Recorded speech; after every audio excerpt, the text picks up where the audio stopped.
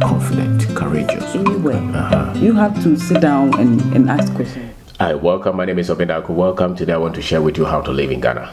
How to live in Ghana and become successful. Sometimes we hear a lot of stories that people try to come to Ghana and they give a shot, and then after a while they pack their things because they say Ghana is difficult and things like that. If you have no option, it will not be difficult. You still have to fight. If that is the only option you have, you will fight. If you think you have other options, then you don't need to fight, and you don't even need to give it a try in the first place. But my first condition is that you have to be very conscious as an African. That consciousness is key. I've seen that you cannot, because of the information that has gone out and because of how we've been programmed. If you don't conscientize yourself, so to say, if you don't deprogram the CNN kind of information, the BBC kind of information, the Al Jazeera kind of information, how we praise everybody else and we don't praise ourselves in anything, even in insignificant things that you have made progress, we still want to talk ourselves down. If you have that kind of mindset, when you see everything that everybody else will appreciate, but you, because you're Ghanaian, because you're an African, you come here and you think those things are, it's not so much. Even the little progress that we have made in some areas, you still don't see them. You still want to try to say that we are late and we are poor and we are backward. If you are in that kind of category, then I dare say that until you solve that, don't try to come and live in Ghana, because eventually the fuel will run out and you will hate yourself for doing that. You hate yourself and you hate everybody, because the problem is how you have tuned yourself, how you have become, how you see yourself,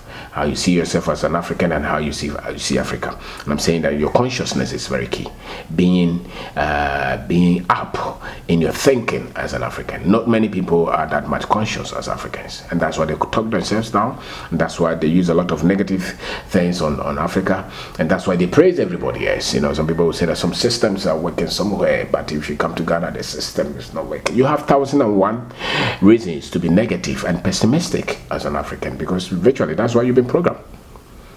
That's what you've been programmed to see. So it will take a lot of effort to see the other side, and most often than not, the other side is how you're able to live here comfortably with your dream. And you must have something to live for beyond self-comfort and even just money. There should be something that you want your life to say that I live in Ghana and these are the problems that are solved. There should be something that gets your attention. You say that this is why I'm living in Ghana. You apply yourself to a higher call, so to say, a higher call, something that you see this is a significant problem and you are here to solve. And therefore nothing, because you're here to solve a problem, then none of those things that you call infractions, those things that you call distractions, will ever get your attention to the fact that to a level where you don't want to live here again. Those things then will become petty. Those things then will become something that we should not be able to make you run away. The other thing you would want to understand is you have to up your financial knowledge, your financial skill, and your financial discipline. You should be able to understand finance in our context. If you look at your finances, you look at how you should be able to know that if I have money and I want to live in Ghana, this is where my accommodation will be. This is the car I want to drive. This is where I want to send my children to school. Maybe I'm investing in this and that will bring me a lot of money. Those things should be able to inform you. You don't just, if you don't have any source of income, you don't just say that I'm going to live in Ghana when you have not built any source of income. There should be something that is giving you equal amount or even more than the work or the job that you had. So when you move here, that investment, that should also be able, should continue to bring you some kind of money. Which means you have raised you cannot just off the money. You cannot just say that, it doesn't matter, I just want to live in Ghana. No, there should be something that should be bringing you money, and you should start living modestly. If you don't have a lot of money, some people have a lot of money, so it really does not matter. But if you say you need 10,000 Ghana cedis to live every month, and you don't have that much, then you have to find a way to cut that, and you have to find a way to also build some source of income, so that now you don't have that job, but now you have this other investment. So you plan way in advance to say that maybe I want to start to live in Ghana in 2025. So from 2021, I'm planning, I'm stocking money. I mean, I'm buying some shares, I'm building some businesses, I'm buying some investments, something that will bring me money, so that when I move to Ghana and I'm living there and I don't have any job, ready, bringing income, my investment will be able to take care of me. And indeed, that's how everybody should at least try. So you don't come thinking that I will just have a job.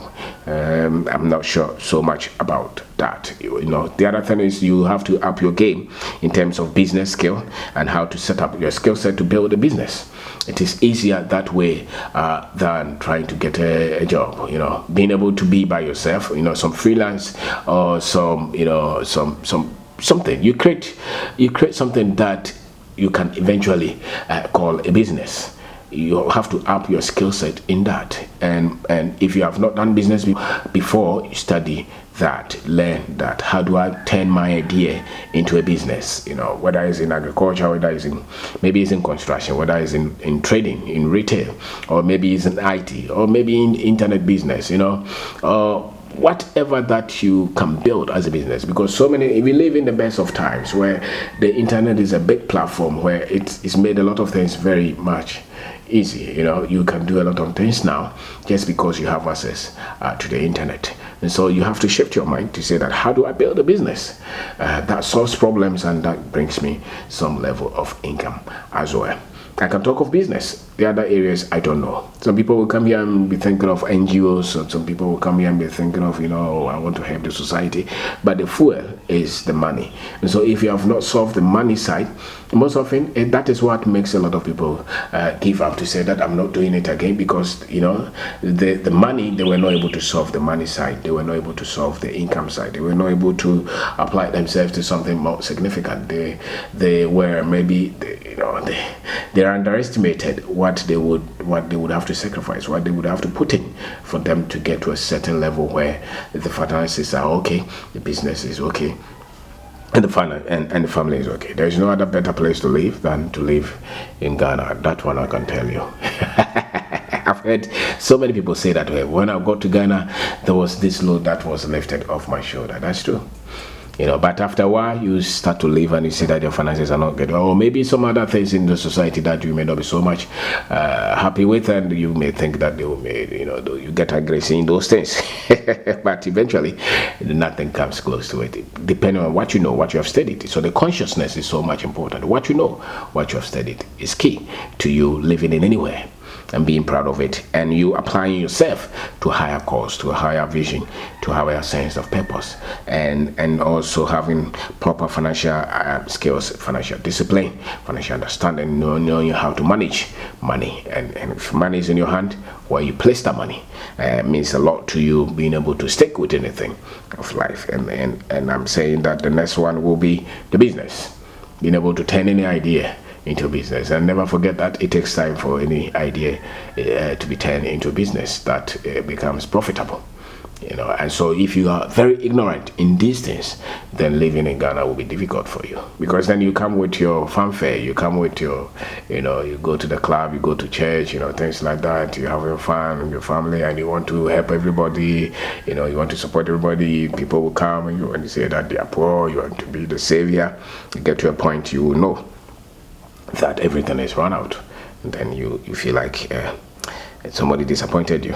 You take time, learn the system gradually, start small, and go gradually, and continue to acquire a lot of knowledge and network with good people, connect with the best, connect with good people. If somebody meets you and they talk too much and they know everybody, they know the president, they know the vice president, they know everybody in the society, they know me, everybody that you mentioned, they know them, then you know that is not a good person to deal with. So you are trying to connect with people who are straightforward, who are honest, who are sincere, and who want to help others as well, and who wants our country to continue to grow and to improve and to become more prosperous. You want people with this confident, courageous. Anyway, you have to sit down and ask questions and look for